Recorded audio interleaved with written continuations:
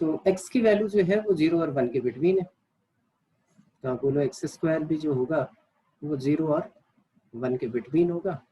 e raise to the power x square, ये हमारा e raise to the power 0 and e raise to the power 1 के equal होगा। तो ये आ गया e raise to the power x square 0 to 1 dx, ये हमारा 0 to 1 e raise to the power 1 dx, और ये जो है e 0 to 1 इसी के बिटवीन होगा। तो ये वैल्यू आपके पास क्या आ गई x 1, और ये वैल्यू एज इट इज यहाँ पे क्या आ जाएगा, दैट इज e 1 और e के बिटवीन। तो ये इस टाइप का आ सकता है। तो जब भी एस्टिमेशन की बात है तो ये सारी बातें याद रखनी है। एक ऐसे ही जो है आपसे पूछा जाए कि भाई 3 इंटीग्रेशन है आपके पास, एक है I1 हमने लिखा 0 to π/2 sin x upon x,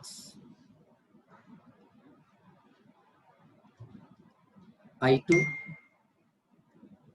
0 to π/2 tan x upon x, and I3 है 0 to π/2 dx upon 1 plus x square। आपको इसको अरेंज करना है, कौन बड़ा कौन छोटा, I1 बड़ा है कि I2 बड़ा है कि I3 बड़ा है, ये आपको बताना है। इन तीनों में इसकी लिमिट है -1 to 1, ये काफी बड़ा हो जाएगा। इसकी लिमिट है -1 to 1।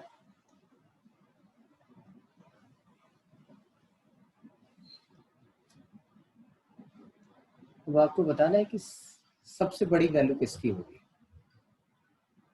ऑप्शंस बनाना चाहें, option A I1 is less than I2, I2 is less than I3, या फिर I1 is greater than I2 and I2 is greater than I3। तीसरा I1 is greater than I2, I3 and I3 is greater than I2, या fourth none of this, कुछ भी लिख सकते हैं। अब ये बताइए कि कौन बड़ा होगा कौन छोटा होगा।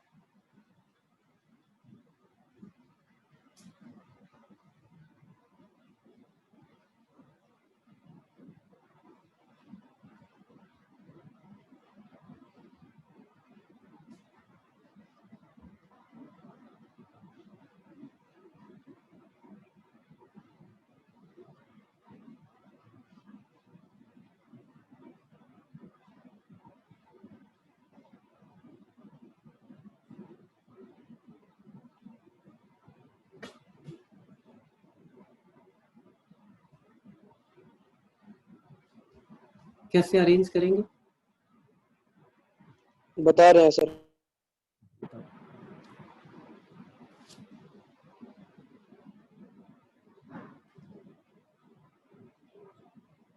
I3 greater than I2 greater than I1। कौन सा ऑप्शन फर्स्ट। कैसे,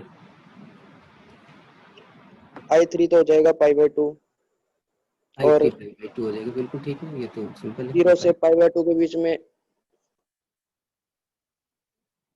tan x का क्या करेंगे, 0 से π/2 के बीच में x tan x से छोटा होगा sin x से बड़ा, फिर x से डिवाइड कर देंगे। ठीक है। tan x upon x greater than 1 होता है पॉजिटिव के लिए, tan x upon x is greater than 1, लेकिन एट π/2 इसकी वैल्यू नहीं होगी क्योंकि उससे आप डिवाइड कर रहे हो।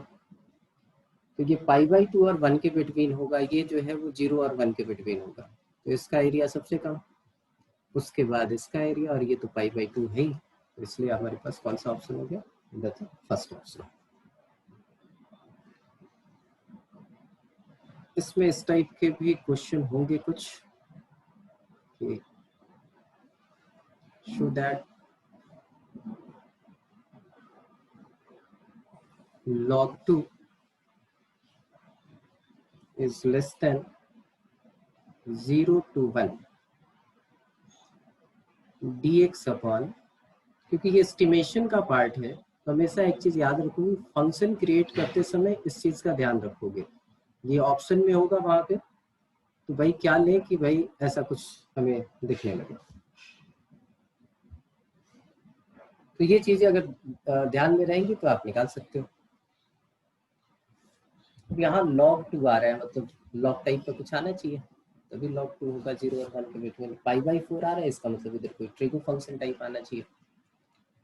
यहाँ पे फिर से हमने देखा नियरेस्ट वैल्यू आपको लेनी होगी, क्योंकि बहुत बड़ा रेंज हो जाता है। x की वैल्यू यहाँ पे आप बोलो 0 से 1 है, तो ये क्या है x raise to the power 3/2, ये भी हमारा 0 और 1 के बिटवीन होगा।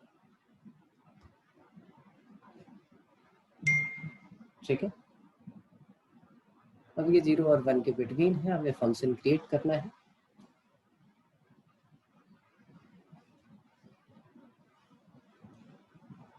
तो अगर इसको रूट एक्स से मल्टीप्लाई करें तो रूट एक्स की वैल्यू किसके बिटवीन होगी, तो रूट एक्स भी आप बोलो सर 0 और 1 के बिटवीन होगा। तो एक्स रूट एक्स,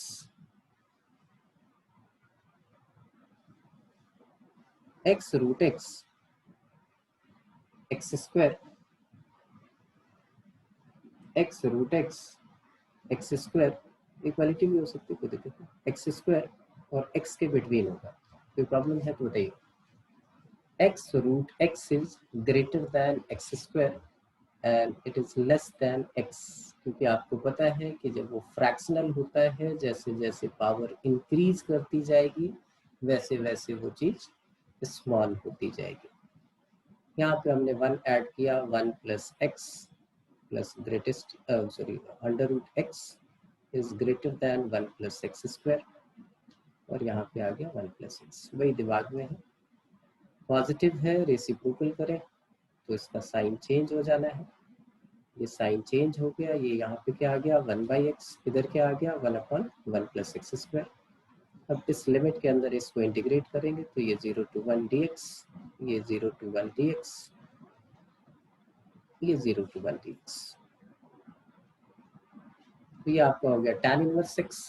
1 पुट करेंगे तो क्या आ जाएगा आपके पास π/4 माइनस 0, ये आपका एज इट इज रहा। ये log x log 1 plus x, 1 put करेंगे तो log 2 और 0 पुट करेंगे तो log 1, वो तो क्या हो गया, क्योंकि π/4 से π/2 के बिटवीन हो जाएगा।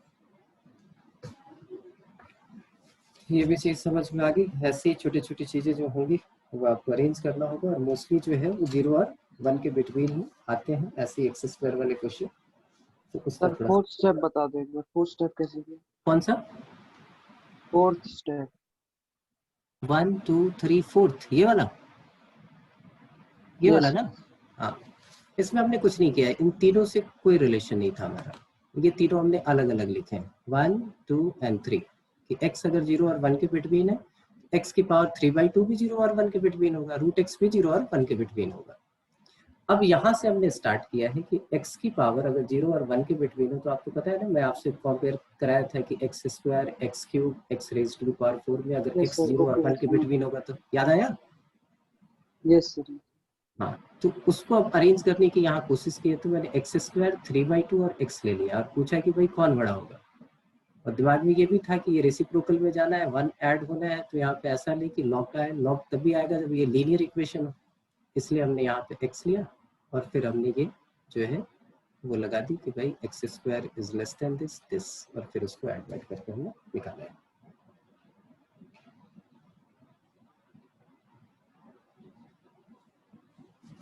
एक मीन वैल्यू थ्योरम आपको याद रखनी है, इसकी कभी कभी हमें जरूरत पड़ जाती है। नॉर्मली ये सारे जो है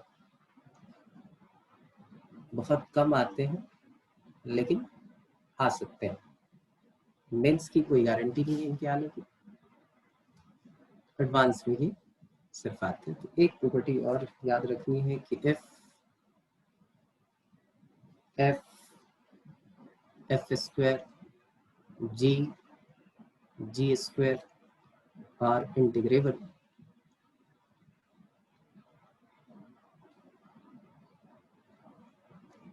on closed interval AB, then A to B fx gx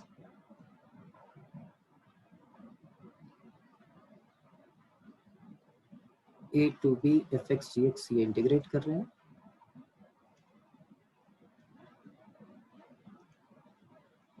और इसका हमने मॉड ले लिया। तो कुल मिला जुला के अलजेब्रिक सम ही है। अगर वो नीचे वाला एरिया ज़्यादा होगा तो पॉजिटिव कर देगा, is equal to and less than under root A to B f square x dx into A to B g square x dx। तो ये तो दिख रहा है आपको कि भाई इससे इसकी वैल्यू जो है वो हमेशा लेस होगी। कैसे? तो ये तो आपका अलजेब्रिक सम है एक तरीके से।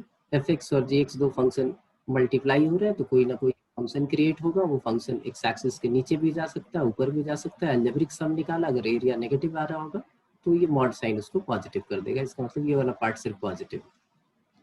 अब एफ स्क्वायर एक्स आपने कर दिया, एफ स्क्वायर एक्स क्या हो जाएगा? अगर एफ एक्स जो है वो पॉजिटिव है तो अब इसका आउटपुट क्या आने लगेगा? पॉजिटिव। ए टू बी आप इंटीग्रेट कर रहे हो, ए टू बी इसको भी इंटीग्रेट कर रहे हो, इन दोनों का प्रोडक्ट जो है वो पॉजिटिव वैल्यू आएगी और फिर उसका अंडर रूट करोगे तो वो हमेशा इससे ग्रेटर होगा। तो ये चीज़ आपको याद रखनी है। इसमें मैं क्वेश्चन करा देता हूँ तो बेसिक आइडिया लग जाएगी कहाँ पे अप्लाई करना है। क्वेश्चन है कि show that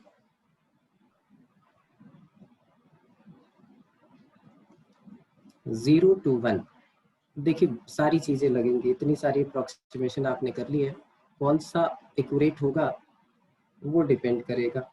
1/x³ dx less than under root 5/2। अब यहाँ पे तो ये भी कर सकते थे कि आप बोलो कि सर 0 से 1 के बिटवीन है, तो आप ऐसे स्टार्ट कर लो इस क्वेश्चन को कि भाई x सबसे बड़ा, x³ उससे छोटा, और इधर आपको करना है तो आप x raise to the power आपको 4 लेना पड़ेगा।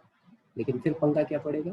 1+x³ किया आपने, 1+x किया, ये इससे ग्रेटर, ये इससे ग्रेटर, ये 1+x4, और फिर इसका जब अंडर रूट कर दिया तो इसकी इंटीग्रेशन निकालनी है हमारे लिए मुश्किल होगा, तो ये हम नहीं निकाल पाएंगे। तो ये वाला तरीका तो हमारा चलेगा नहीं जो पीछे हमने किया है। तो हमें क्या करना चाहिए?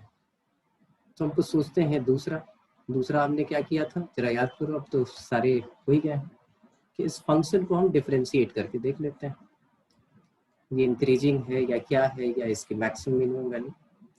तो हमने फंक्शन ले लिया कि चलो फंक्शन ये ले लो आप, अंडर रूट वाला भी वैसे ही होगा, जहाँ एफ एक्स मैक्सिमम होगा वहीं अंडर रूट ये मैक्सिमम होगा। तो 1+x³ आपको पता है एफ डैश एक्स जो होगा वो हमारे पास क्या आ गया, that is 3x², always positive. यहाँ पे मिनिमम होगा, यहाँ पे मैक्सिमम होगा, तो आप बोलो कि वो b-1 - 0 into f of 0 is greater than, ये आपके पास आ जाएगा 0 to 1 under root 1+x³ dx and it is less than 1 - 0 into f of 1। ये कर लो, एफ ऑफ 0 क्या है आपका 1 होगा, तो ये 1 हो गया, ये एज इट इज रह गया, और ये वाला पार्ट आ गया 1, जब 1 पुट करेंगे तो आ जाएगा √2। देखिए कितना क्लोज। आपको तो ये प्रूव करना था एग्जैक्टली √5/2 से लेस हो। तो इनइक्वालिटी में इतनी सारी चीजें आएंगी, जैसे जैसे आप लगाओगे वो कितना क्लोज करना है वो आपको देखना होगा। तो तरीका तो ये भी है। अब √5/2 आप अप्रोक्सीमेट बोलो कि सर इसका है √5 2.234 होता है, 234 डिवाइडेड बाई 2, तो ये आ गया आपके पास 1.117 के आसपास, और ये 1.414 होता है। बोलो इससे छोटा है तो इससे छोटा हो जाएगा, ये तो बात होगी। लेकिन इस कॉन्सेप्ट को कैसे यूज करें वो देखना है। तो हमने इस कॉन्सेप्ट को यूज करने के लिए इसको क्या किया,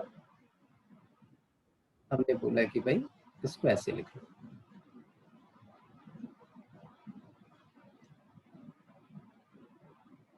इसको हमने ऐसे लिख लिया 0 to 1 उसको लिख लिया under root 1 plus x into under root 1 minus x plus x square लिख सकते हैं डी एक्स। इसको दो पार्ट में ब्रेक कर लिया। ये आ गया, एक एफ एक्स हो गया, एक जी एक्स हो गया, 0 to a। आपने बोला कि इसकी वैल्यू जो होगी, हाँ Prashant, less than equal to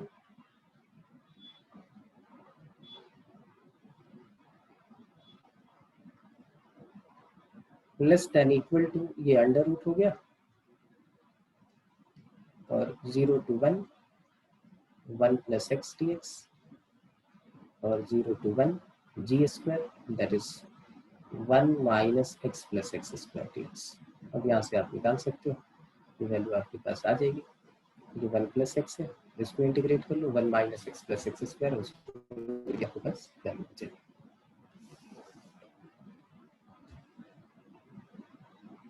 तो इस टाइप से ये अप्लाई होगा आपका। एंड द लास्ट वन, जो लास्ट है वो आज कर लेते हैं और डेफिनेट आपकी कंप्लीट हो गई कि let phi t a to b f of xt dt, where f xt is continuous function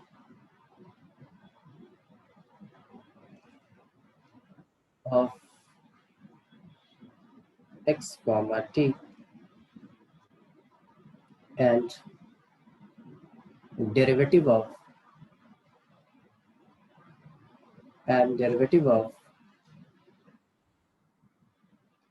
f xt with respect to t exists and is continuous in R, then d by dt of phi t, that is equal to a to b partial derivative of f of xt dt, ये इसके equal. और इस concept के ऊपर JEE में question आए हैं 2 बार सबसे ज्यादा। बोलो सर ऐसा ही कुछ तो हम न्यूटन लेबनिज फार्मूले में पढ़ते थे, लेकिन याद करो न्यूटन लेबनिज जब फार्मूला था बेटा तो यहाँ पे कांस्टेंट टर्म नहीं हुआ करती थी। यहाँ अगर आप वैसे डेरिवेट करोगे तो कहानी खराब होगी, क्योंकि यहाँ कांस्टेंट है, a to b है। तो अगर इसको t के रिस्पेक्ट में डिफरेंशिएट करना होगा तो हमारे पास कहानी क्या होगी वो हमें बताना है। देखो जो जेई में क्वेश्चन आया था एक बारी, वो ये आया था, इवैल्यूएट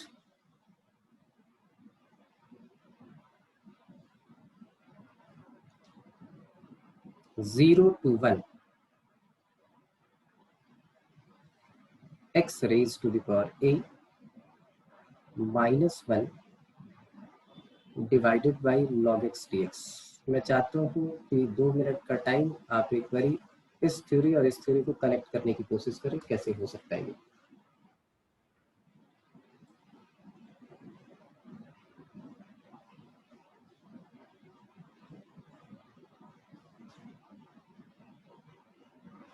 इस थ्योरी को कनेक्ट करने की कोशिश करो कि सर ये ऐसे कनेक्ट हो जाएगा और ये हमारे पास होंगे। सबसे पहली बात, शुभम, यस सर, ये फंक्शन ऑफ x होगा, फंक्शन ऑफ a होगा, क्या होगा जब इंटीग्रेट इसको कर देंगे तो? एक्स का फंक्शन होगा। कैसे?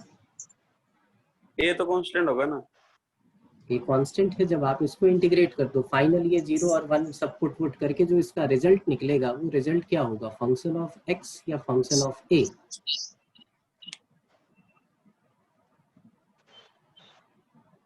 क्या सर? इसको आपने इंटीग्रेट कर लिया, हम थोड़ी देर के लिए मान लेते हैं कि ये इंटीग्रेबल है, ए हमारे फंक्शन लिए ऑफ ए। फंक्शन ऑफ ए आएगा, बिल्कुल सही। ठीक है, ये सबको क्लियर है? क्योंकि x की टर्म में आप इंटीग्रेट करोगे, थोड़ी देर के लिए मान लेते हैं कि ये इंटीग्रेबल है और आपने इंटीग्रेट कर भी लिया और वहाँ पे 0 1 पुट कर दिया, तो जहाँ जहाँ x होगा वहाँ पे 1 पहली बार पुट करेंगे, फिर 0 पुट करेंगे, तो ये फंक्शन ऑफ a आएगा। ठीक है, देखिए ये बिल्कुल ये फंक्शन ऑफ t था, यहाँ dt ऑपरेटर था, तो x को हम कैसे ट्रीट कर रहे थे? x को हम ट्रीट कर रहे थे कि वो जो है वो हमारा क्या है, फंक्शन ऑफ t था। ये फंक्शन ऑफ a हो गया, फाई a हो गया। हमने लिमिट लिख ली 0 to 1, यहाँ पे लिख लिया x raise to the power a -1 upon log x। ठीक है जी। अगर ये फंक्शन ऑफ t था तो किसके रेस्पेक्ट में डिफरेंशिएट करना सिखाया? t के रेस्पेक्ट में, तो यहाँ पे फाई डैश a निकालते हैं, या dy dA ऑफ, ये लिख लेते हैं dy dA of phi a। तो क्या कहते हैं 0 to 1 आपको किसके रेस्पेक्ट में डिफरेंशिएट करना है? किसके रेस्पेक्ट में डिफरेंशिएट करना है? a के रेस्पेक्ट में। जैसे यहाँ ये था तो x हमारा कांस्टेंट था, x के रेस्पेक्ट में डिफरेंशिएट किया, तो हमने लिखा डेल्टा अपॉन डेल्टा a, और ये पूरा फंक्शन जो है वो क्या है, x raise to the power a -1 upon log x। ठीक है जी। सर हाँ, वो इंटीग्रेशन ऑफ 0 से 1x की power a -1 upon log x into dx थोड़ी आता, फिर वहाँ पर d आता फिर। ये dx, इस dx की बात कर रहे हो? हाँ, आपने भाई तो ऊपर रखा है ना। यहाँ पे देखो, यहाँ t और x की बात है, t और x की बात है। x और t में dt लिखवा रखा है ना उसके बाद, हाँ हाँ, ये तो वाला यहाँ पर d आएगा। नहीं नहीं, dx ही होगा, dt ही होगा, क्या दिक्कत है? तो फिर सॉरी, नीचे इसमें वाले dx d है। होगा, हाँ ये नहीं बोल नहीं रहे dx, थे सर एंड में हाँ x का फंक्शन आएगा। हाँ ठीक है, dx आएगा, ठीक है। इसमें तो ये आएगा, ये कौन वेरी कर रहा है? a to b वेरी कर रहा है, तो a to b वेरी कर रहा है, और किसके रिस्पेक्ट में आप डिफरेंशिएट कर रहे हो? ये किसकी वैल्यू है? x की वैल्यू है, तो यहाँ dx ही होगा। ठीक है, ये dx होगा, लास्ट में फंक्शन ऑफ ये आ जाएगा। अब यहाँ पे देखिए a के रिस्पेक्ट में आप अगर डिफरेंशिएट कर रहे हो तो a हमारा वेरिएबल है, बाकी सब कांस्टेंट है, तो ये कांस्टेंट की पावर वेरिएबल हो गई, ये हमारा पूरा कांस्टेंट हो गया। तो जब इसका डेरिवेटिव हम निकाल रहे हैं तो देखिए डेरिवेटिव लिख रहा हूँ 0 to 1 1 अपॉन log x, ये तो कांस्टेंट है, बाहर हो गया। x raise to the power a का डेरिवेटिव मैं लिख रहा हूँ, जरा देखना, x raise to the power a into log x, ये बात समझ में आ रही है? और 1 का डेरिवेटिव जो है वो 0 हो गया, और यहाँ पे जो ऑपरेटर है वो हमारा dx हो गया। हाँ या ना? क्योंकि इसको हम ट्रीट करेंगे कैसे, कांस्टेंट की पावर वेरिएबल जैसा, a raise to the power x dy dx होता था, तो हम क्या लिखते थे, a raise to the power x log a। अब यहाँ पे है d x raise to the power a है, और a के रेस्पेक्ट में डिफरेंशिएट कर रहा है, तो ये कांस्टेंट की पावर वेरिएबल की दिख रहा है, x raise to the power a into log x। बात समझ में आई? तो यहाँ से ये जो डेरिवेटिव हुआ dy dA of phi a, that is equal to log x cancel out हो जाएगा, ये हमारे पास बच गया 0 to 1 x raise to the power a dx।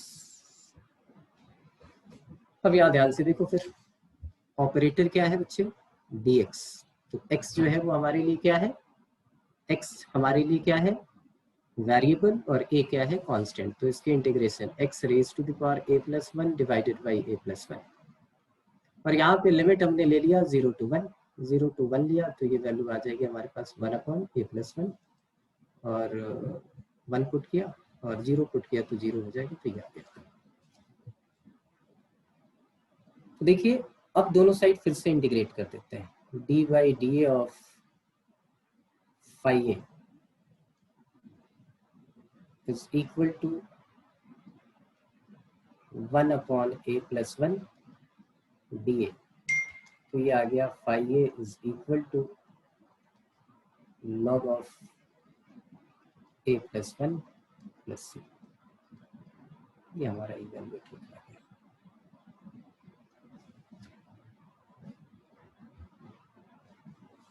अब सी की वैल्यू निकालनी है तो आपसे पूछा जाए कि भाई 50 क्या होगा, तो आप बोलो 50 जब निकालेंगे तो यहाँ पे हम पुट कर देंगे ए की वैल्यू 0 पुट करेंगे तो ये x raise to power 0 1 1 minus 1 0 हो जाएगा। तो 50 है 0 उठा के यहाँ पे पुट कर दो, तो ये हो गया हमारा 0 is equal to log 1 plus सी।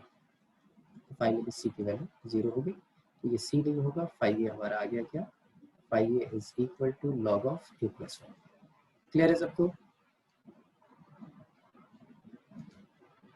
तो ये इस टाइप की कहानी आपके पास आई थी जेई में, जब आपको पार्शियली डिफरेंशिएट करके ये निकालना पड़ा था।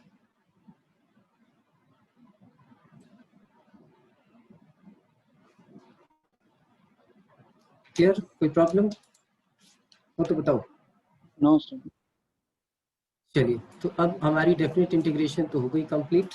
एक असाइनमेंट मैं सेंड कर देता हूँ डेफिनेट का, उसके क्वेश्चंस करने हैं, 30 क्वेश्चंस कल कंप्लीट कर लेने हैं। टोटल जो है वो 40-50 क्वेश्चन का होगा, तो कल के कल आपको कम से कम 30 क्वेश्चन कंप्लीट करना है और उसके डाउट ले लेने हैं। तो असाइनमेंट अभी थोड़ी देर में आपको मिल जाएगा, करना स्टार्ट कर दो, थोड़ी सारी रिवाइज करके और क्वेश्चंस कर लो। ठीक है, कल मिलेंगे। कितना सिलेबस हो गया? अब सिलेबस में बेटा क्या क्या बचा है वो देख ले। एरिया जो है मैक्सिमम 3 क्लास का है, ठीक है। डिफरेंशियल इक्वेशन है वो 4-5 क्लास का है। तो area, differential equation, vector, 3D, probability and linear programming, 5 topic बचे आपके। कब तक हो जाएगा सर सिलेबस?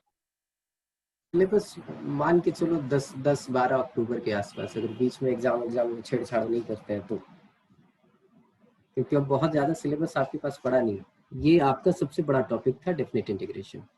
एरिया बहुत सिंपल है, एरिया में कुछ नहीं सीखना है आपको, ये सीखना है कि एरिया बिटवीन टू कर्व होता कैसे, निकालते कैसे। बाकी इंटीग्रेशन आपको आती है, तो उसका कॉन्सेप्ट तो छोटा सा है, एक दिन में सारे कॉन्सेप्ट हो जाएंगे, एक दिन में जो है वो आपको बहुत सारे क्वेश्चन की प्रैक्टिस हो जाएगी, उसके बाद आप कर लोगे। तो एरिया तो छोटा है। डिफरेंशियल इक्वेशन में लगेगी आपकी 3-4-5 क्लासेस, 5 क्लासेस के आसपास लगेंगे। वेक्टर जो है वो ऑलरेडी आपने ऑलमोस्ट सब कुछ पढ़ा हुआ है फिजिक्स में, तो वेक्टर में यहाँ थोड़ी बहुत कैलकुलेशन, मतलब आप मुझसे जो सीखोगे मैथ्स वाला पोर्शन, उसमें सिर्फ और सिर्फ सीखोगे वेक्टर ट्रिपल प्रोडक्ट और स्केलर ट्रिपल प्रोडक्ट और उसकी यूजेज। बाकी ये भी पढ़ा रखी है।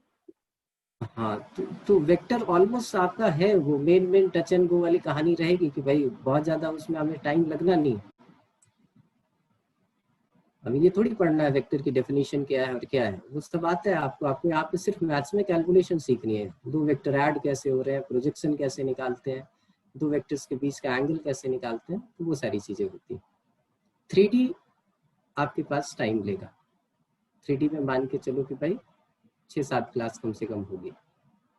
लीनियर प्रोग्रामिंग 1 क्लास की है, उसमें कुछ है ही नहीं, लीनियर इक्वेशन आपने किया हुआ है, उसी की एप्लीकेशन है, उसमें कुछ बचता नहीं। 5 क्वेश्चन करोगे, उसे 5 क्वेश्चन में पूरी की पूरी जो है वो टॉपिक का सारा क्वेश्चन आ गया। और लास्ट में बचेगी प्रोबेबिलिटी, तो प्रोबेबिलिटी तो परम्यूटेशन कॉम्बिनेशन बेस्ड है, यहाँ पे आप 3-4 चीजें सीखनी है, तो वो भी 3-4 क्लासेस का है। तो सर पहले पीएनसी पढ़ा देना दोबारा। यस सर, रिवाइज करवा देना। हाँ ठीक है, तो पीएनसी के बाद आप प्रोबेबिलिटी कर लेना, कोई दिक्कत नहीं कि आप वहां तक पहुंच जाओ, फिर पीएनसी कंटिन्यू कर देंगे, इधर प्रोबेबिलिटी कंटिन्यू करेंगे, दोनों साथ के साथ कर लेंगे, कोई दिक्कत नहीं, कोई इसमें प्रॉब्लम नहीं। हालांकि बहुत पीएनसी का काम नहीं है, जो 12th वाली प्रोबेबिलिटी है वो पीएनसी बेस्ड नहीं है, वो आपको सिर्फ और सिर्फ क्या सिखा रही है, वो सिर्फ आपको एक डिस्ट्रीब्यूशन सिखाएगी जिसको बाइनोमियल डिस्ट्रीब्यूशन बोलते हैं। एक जो है वो आपका रैंडम वेरिएबल जो है उसके बारे में थोड़े से बेसिक कॉन्सेप्ट, और डिपेंडेंट और इंडिपेंडेंट इवेंट के बीच का जो है मामला, वही सब सिखा रहा है। बाकी कुछ नहीं है ऐसा प्रोबेबिलिटी में कि भाई पीएनसी बहुत ज़्यादा जरूरी है। तो आप ये कर सकते हो कि पहले प्रोबेबिलिटी कर लेना, फिर पीएनसी कर लेना, क्योंकि पीएनसी की रेंज तो बहुत है, प्रोबेबिलिटी में तो कुछ रेंज होती नहीं ना। पीएनसी आपको आता है और प्रोबेबिलिटी की समझ है तो आप वैसे ही निकाल सकते हो, किसी भी टॉपिक में घुस सकते हैं। तो बहुत ज़्यादा बचा नहीं है आपके पास, आपका हो जाएगा कंप्लीट। बस थोड़ा सा जोर लगाइए आप लोग अपनी तरफ से कि फटाफट इसको कंप्लीट कर लें, और क्लासेस जो है वो गैप ना हो, रेगुलर रहे, तो वो कंप्लीट कर लेंगे। मैक्सिमम मान के चलो 15 अक्टूबर मैक्सिमम, उससे पहले हो जाएगा। ठीक है बच्चों, तो कल मिलते हैं। असाइनमेंट में अभी भेज देता हूँ, कम से कम 30 क्वेश्चन करके फिर अवेलेबल।